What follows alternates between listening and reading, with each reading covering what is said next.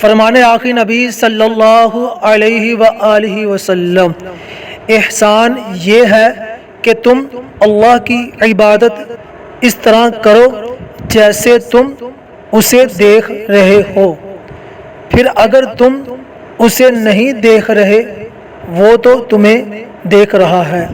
فرمانے آخری نبی صلی اللہ علیہ وآلہ وسلم، تم جو بھی اللہ کی رضا کے لیے خرچ کرتے ہو اس پر ثواب ہے، یہاں تک کہ اپنی بیوی کے منہ میں جو لقمہ ڈالو اس پر بھی ثواب ہے۔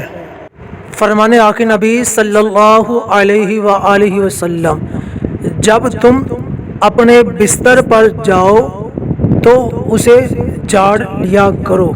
فرمانے آخری نبی صلی اللہ علیہ وآلہ وسلم، جس نے لا الہ الا اللہ کہا اور اس کے دل میں ذرا برابر بھی ایمان ہوگا وہ جہنم سے نکالا جائے گا۔